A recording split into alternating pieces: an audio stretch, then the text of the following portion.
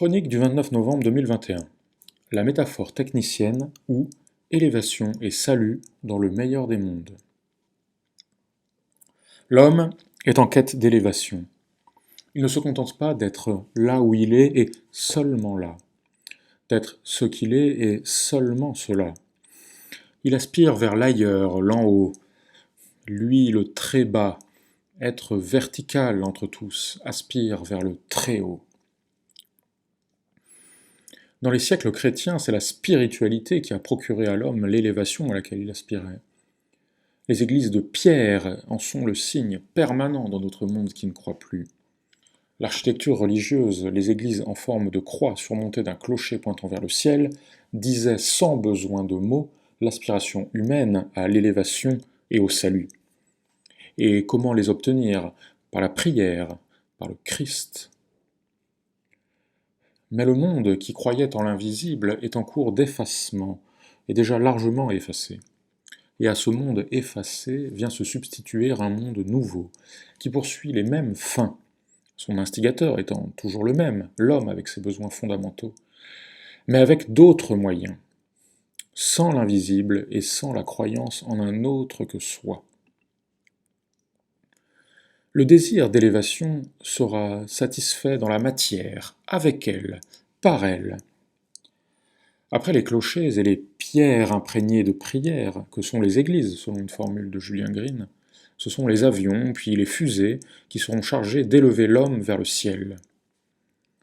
Métaphoriquement même, métonymiquement, d'élever avec les spationautes toute l'humanité vers l'en haut.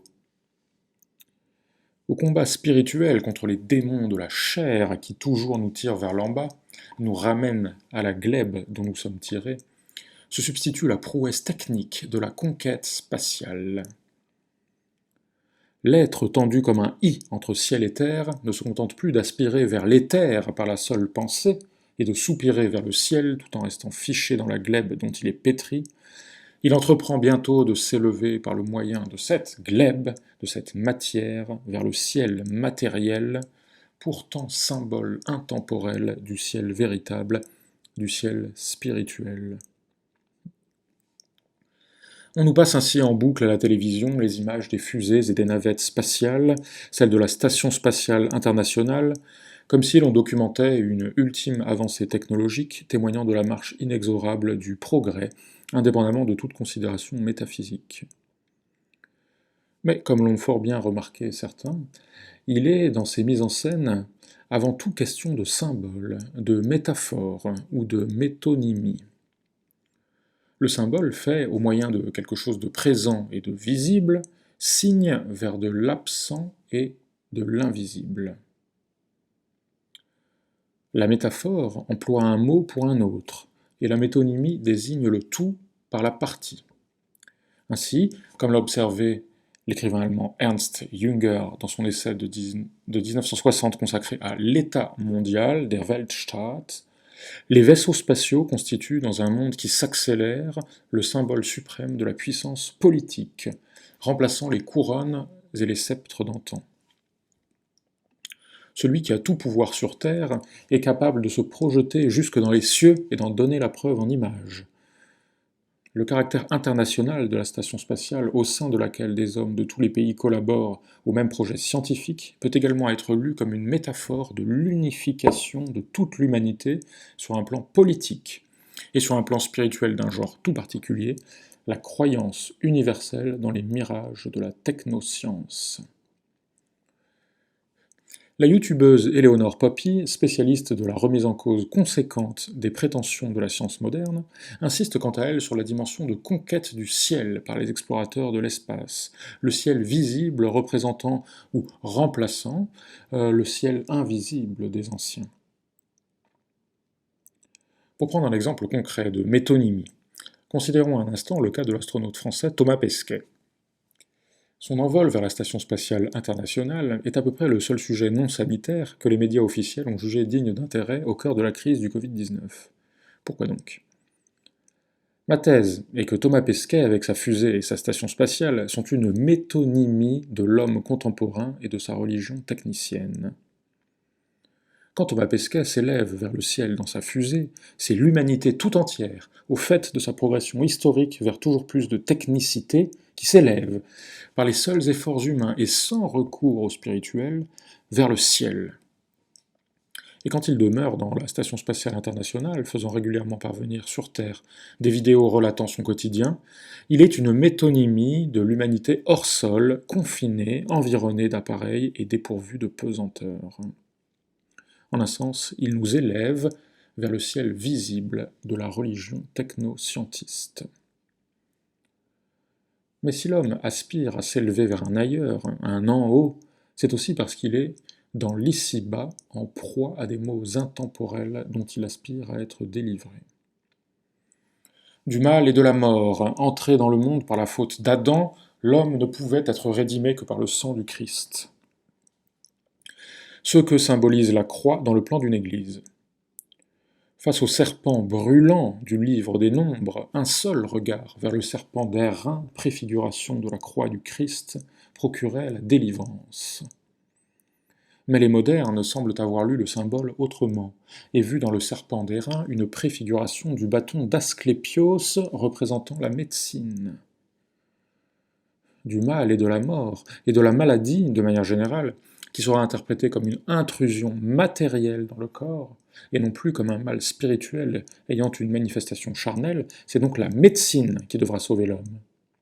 La médecine humaine, avec ses moyens matériels, temporels, qui se monnaie en espèces sonnantes et trébuchantes. Ainsi, comme l'a justement remarqué Eric Verheeg, la santé a remplacé le salut. Et de même que la conquête spatiale est un ersatz mondialiste et matérialiste de spiritualité, l'hygiénisme est un ersatz mondialiste et matérialiste de rédemption. Priez pour le saint vaccin, voilà l'instrument véritable de notre salut. Venez communier à la grand-messe de la vaccination universelle. C'est l'homme qui, par la grâce de sa technologie dernier cri, rédime son prochain. On pourrait aussi esquisser un parallèle entre les campagnes de don du sang, où chacun est invité avec insistance à verser son sang pour le salut de son prochain, et le salut éternel procuré par le sang du Christ versé pour les hommes. Encore une fois, l'humanité ne cherche plus en dehors d'elle-même, au-dessus d'elle-même, dans le monde invisible de Dieu et le monde incertain de la foi, c'est-à-dire de la confiance, son salut, mais en elle-même. Les frères conjurés, unis dans leur croyance en la toute-puissante science, depuis qu'ils ont croqué dans la pomme, ont décidé de se passer du Père. Sans doute n'est-ce pas un hasard si les frères maçons, artisans secrets de la religion mondialiste et scientiste, se nomment entre eux fils de la veuve. Dans le roman d'Aldous Huxley, Le meilleur des mondes, on se signe avant les repas orgiaques organisés par l'État par un signe de T, c'est-à-dire une croix de laquelle manque la partie supérieure, celle qui fait verticalement signe vers Dieu. Le sens de la campagne de vaccination mondiale contre la pandémie de Covid-19, nouveau nom du mal et de la mort qui menace l'humanité depuis les origines, ne saurait donc être trouvé en faisant l'impasse sur le besoin humain de rédemption auquel venait autrefois répondre en Occident la célébration de l'Eucharistie et auquel vient à présent se substituer la religion de la santé avec son nouvel instrument de salut. Les aspirations fondamentalement religieuses de l'espèce humaine ne changent pas à travers les siècles. Ce qui change, c'est la façon de les combler, ou de croire les combler. Une humanité fermée sur elle-même est nécessairement condamnée à cette quête absurde de salut par les moyens dérisoires que procure la technique moderne. Or ces moyens, les vaccins pour la santé, les navettes spatiales pour la spiritualité, donnent symboliquement la clé pour comprendre le besoin auquel ils viennent fallacieusement répondre. Ces moyens font signe vers un invisible qui est nié et remplacé par des métaphores que l'on n'est plus capable de lire comme telles. C'est l'histoire de l'homme qui montre le ciel et de l'imbécile qui regarde le doigt. L'homme ne veut pas conquérir le ciel, il veut aller au ciel. Il n'aspire pas à la santé par une médecine à peine capable de prolonger de quelques années son existence terrestre, il aspire au salut éternel.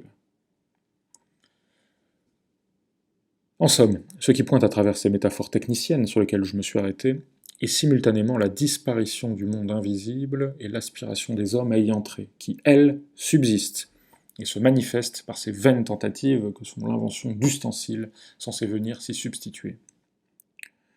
Regardez le plan d'une église, tout y est, l'élévation de l'âme est l'instrument de son salut. Entrez-y et vous entrez dans le monde véritable, le monde invisible de l'âme, dont l'appareillage technique moderne est un substitut dérisoire, une bête copie, pire, une caricature nuisible.